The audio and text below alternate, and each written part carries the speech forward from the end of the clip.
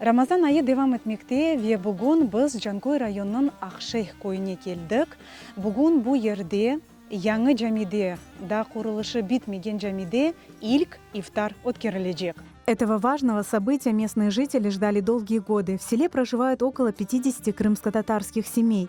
Год назад они своими силами при поддержке соотечественников начали строительство мечети. Возвели стены, накрыли крышу, провели свет и воду. Сегодня здесь на коллективный ифтар собралось более 80 человек, жителей Ақшейх, а также близлежащих сел.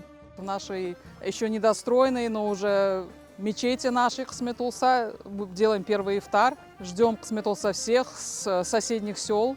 Пригласили. Готовим плов на второй, на первый у нас уйфакаш. Мы очень рады, да, что в нашей деревне, вот в нашей мечети первый раз такой вот большой ифтар проводим. Не имея мечети, долгие годы местные мусульмане использовали, как ибадет-хане, одно из помещений в старом здании сельсовета, которое сегодня находится в плачевном состоянии. Да, 30 ел evvelsi bizim qarbabalarımız, dedelerimiz bu köyge koçkende, kegende surgunluktan onlar en birinci kolxozun председателіне müracaat etkendiler, bir bina ularga ayırsınlar deb. Qarbabalarımız anda bayramlarını, cuma günlerinde namazlarını keçireydi.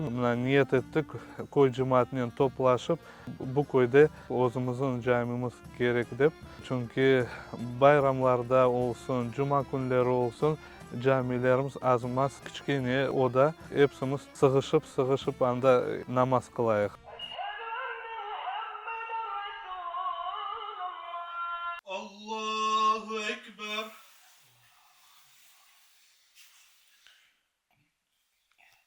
Allahu Ekber. Новая мечеть стала символом надежды и сплоченности для жителей села. На первый ифтар в ее стенах собрались семьями, друзья и соседи, чтобы вместе разделить трапезу. Несмотря на отсутствие удобств, вечер стал праздником для всех присутствующих, где каждый чувствовал себя частью большой семьи. Провести хочется его с близкими, с родными, поддержать в нужный момент и прийти вот так, как сегодня, помочь на ифтарах, сблизиться даже с незнакомыми людьми, что помогает нам быть дружными. Мен жемаатмен топлашып, мынадай отырганларымызды очень бекте бегенейim. Яшларга өрнек yapıp, şu birlikte hepsi cemaatмен koşulup, hepsimiz bir-birimizni ko'rib, hurmet etip, şu yaşlarga şu işlerini ko'rsatib, bizden son yaşlar şu neni devam etsinler. İftar birlik, eski adetlerimizni akıldan çıkarmayak деген manada yapamız. Kadınlarımız, yaşlarımız, korantaları bayağı toplandı. Niyet etemiz akıldan çıkarmarak. Özümüzün adetlerimizi, herkes özünün adetini yapmak gerek. Несмотря на трудности, жители Ақшейха надеются на скорое завершение строительства мечети, которая станет полноценным центром духовной жизни села.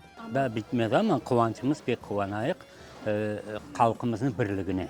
Allah kısmet etse, her yılı ümit yaparıq, bundan toplaşıp, birlikte, molçulukta iftar yapmağa.